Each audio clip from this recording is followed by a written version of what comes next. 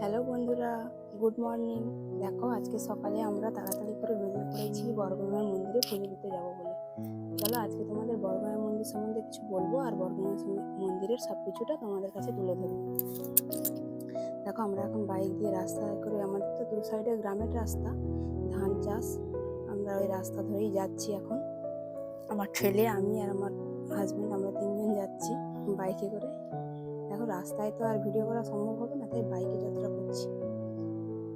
দেখো এখন আমরা স্টেশনে চলে এসেছি, পাঁশকুড়া স্টেশনে। বাইকটা স্ট্যান্ড করে এখানে পাঁশকুড়া স্টেশনে আমরা টিকিট কেটে নিচ্ছি। টিকিট কেটে আমরা ট্রেনে করে আমরা যাব তমলুক।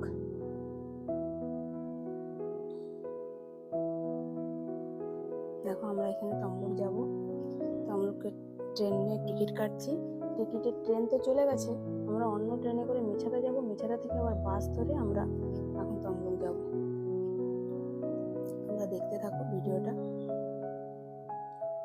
ভালো লাগলে আমার চ্যানেলটা একটু সাবস্ক্রাইব করে দিও, একটু লাইক কমেন্ট করে দিও। দেখো বর্গভীমা মন্দির হচ্ছে এমন একটা মন্দির, এটা 51 ফিটের এক পিঠ, 51 ফিটের একটা অংশ আর কি। দেখো আমরা চলে এসেছি মা বর্গভীমা মন্দিরে। এখানে পুষ্পাঞ্জলি দেওয়া হচ্ছে, এখানে আমরা পুষ্পাঞ্জলি দেবো। সবাই দাঁড়িয়ে আছে লাইন দিয়ে। আগে তো তবু ঠাকুরের সামনে গিয়ে আমরা পুষ্পাঞ্জলি দিতে পারতাম, এখন তো বাইরে থেকেই পুষ্পাঞ্জলি দাঁড়িয়ে দিতে হয়। মায়ের ওখানে যেতে দেওয়া হয় না, বেদি দিয়ে ঘিরে দেওয়া হয়, ওখানে যেতে দেওয়া হয় না। আর ফটো খুব একটা তুলতে দেওয়া হয় না, আমি বাইরে থেকে একটুখানি করলাম। চলো তোমাদেরকে পুষ্পাঞ্জলি দেওয়া হয়ে গেছে, বাইরেটা একবার ঘুরিয়ে দেখাই। দেখো এটা হচ্ছে ওঠার মুখে গেটটা, এটা মা বর্গভীমা মন্দিরে ওঠার মুখে যে গেটটা, ওই গেটটা সবাই ওঠানামা করছে। এখানে প্রণাম করে। দু সাইডে মিষ্টির দোকান আছে, তোমরা যে যেমন পারো পুজোর ডালি নিতে পারো। ওখানে জুতো রাখার ব্যবস্থা আছে, সব কিছুই আছে। দেখো চলো এবার মা যেখানে পাঁঠা বলি হয় ওই জায়গাটা তোমাদের দেখাবো। চলো, অনেকেই জানো মা বর্গভীমার কাছে মন দিয়ে কিছু চাইলে না, কখনো মা বর্গভীমা ফেরায় না। এটা হচ্ছে এতো জলজান্ত উদাহরণ একটা। আমি মন থেকে মাকে যখনই যা মানত করি, মা কিন্তু সেটা সম্পূর্ণ আমার পূরণ করে। যেটা নয় পূরণ করে না, তাহলে ভেবে নেবে যে তার থেকেও ভালো কিছু মা ভেবে রেখেছে তোমাদের জীবনে। এইখানে হচ্ছে মায়ের পাঁঠা বলি দেওয়া হয়। দেখো এখানে, আর এখানে সবাই সিঁদুর ঢালে, আর এই সিঁদুরটাই সবাই একটু করে নিয়ে যায় বাড়িতে পরার জন্য। সবাই নিজেরা ওই সিঁদুরের সাথে মিশিয়ে সিঁদুর পরে। ওইদিকে হচ্ছে টিকিট কাউন্টার আছে, যেখানে খাওয়ার জন্য তোমরা টিকিট কাটতে পারো। ওদিকে রান্না করা হয়, রান্নার ঘরও আছে ওই দিকটা। মায়ের ভোগের রান্না হয়, সবাই খায়। সকাল থেকে যারা তাড়াতাড়ি এসে টিকিট কাটে তারা মায়ের ভোগ খেতে পারে।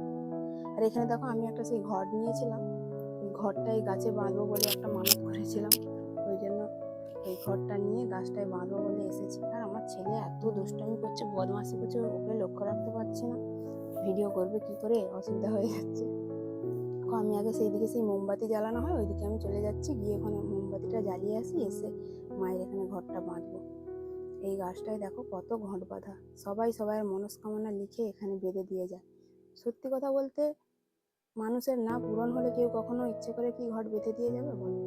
পূরণ হয় বলে হয়তো কেউ আশা রেখে বেঁধে যায়। আর মা বর্গভীমা পূরণ করবে, যদি মন থেকে মানত করে কিছু চাও নিশ্চয়ই পূরণ হবে। আর আমি এটা নিজে উদাহরণ, আমি নিজে যতবারই করেছি ততবারই হয়েছে। আর যেটা আমার হয়নি, মা তার থেকেও ভালো কিছু আমার জন্য ভেবে রেখেছিল বলেই হয়নি, আমি এখন সেটা বুঝতে পারি।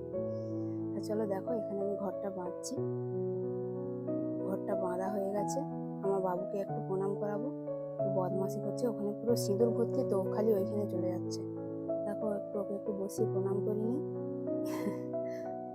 দেখো প্রণাম করছে, প্রণাম হয়ে গেছে, আমি একটু প্রণাম করি। প্রণাম করে আমরা নেমে যাব, গিয়ে একটু বসবো এখানে। ওইদিকে সব বসার জায়গা করা আছে, ওই দেখো সবাই বসে আছে ওই বসার জায়গাগুলোতে। দেখো আমি প্রণাম করছি, মেয়েটা সামনে চলে এসছে ঘর বাঁধতে। কি করবো, এখানে সবাই ওঠানামা যা আসা করছে, এইভাবেই প্রণাম করে চলে যাবে। ওইদিকে বিয়েরও হয়, এখানে বিয়ের সাজগোজ, ওই দিকটা বিয়ের জন্য সব রেডি করা থাকে, সবাই বিয়ের কোণে টোনে বসে থাকে বিয়ের সিজনে। এইদিকে একটা গেট, এই গেটটা দিয়েও পূজা দেওয়া হয়। আর এটা মন্দিরের পিছন দিকটা, এই পাশ থেকে গিয়ে পিছন দিকে যাওয়া, যেটা সাইড থেকে গিয়ে ওই দেখো এইদিকেও বসার জায়গা করা আছে। এখানে সবাই পুজো টুজো দিয়ে বসে, খাওয়া দাওয়া করে, বসে বসে যে যেমন খাবার দাবার নিয়েছে। আবার অনেকে বসে আছে যে যখন ঠাকুরের ভোগ দেবে সেই ভোগটা খেয়ে যাবে, অনেকে কুপন কেটেছে। মন্দিরকে অনেক বড় করে দিয়েছে, আগে ছোট ছিল। দেখো আমরাও এখানে এখন বসে আছি একটু, আর এখন যা মেঘ উঠেছে, খুব মেঘ উঠেছে, একটু বসে গল্প টল্প করে তারপরে আমরা চলে যাব। আমার বাবু তো বদমাশি করছে, ফোন ঘাঁটছে, এত বদমাশি করছে, ওকে আবার ফোন দিলাম, ফোন ঘাঁটতে বসে দিয়েছি, কী করবো, বদমাশি করছে, লোকের গায়ে চলে যাচ্ছে। এ দেখো এই যে ঠাকুরের বেদি, এই পুকুরটায় ঠাকুরের মাছ থাকে, আর আগে এর অনেক কাহিনী আছে, এতে অনেক কিছু ভেসে উঠতো সেগুলো মা আমলে মারা বলতো, দিদারা বলতো। এই দেখো কেমন বৃষ্টি হচ্ছে, খালি বাইরে খুব বৃষ্টি হচ্ছে, খুব বৃষ্টি হচ্ছে। আমি তো আমরা বসেই আছি কখন থেকে, জানি 12টার দিক করে বেরোবো, দেখো এত বৃষ্টি হচ্ছে। চলো আমরা এখন বেরিয়ে পড়েছি, এবার আমরা বাড়ির দিকে যাব। আমরা চলে এসেছি গেটের সামনে, এবার আমরা চলে যাব। যদি ব্লগটা ভালো লাগে তোমরা একটু শেয়ার করে দিও, লাইক করে দিও, সাবস্ক্রাইব করে দিও আমার চ্যানেলটা। টাটা আজকের মতো সবাইকে। প্লিজ মা বরগুনার মন্দিরের এইটা দেখো একটু সবাই।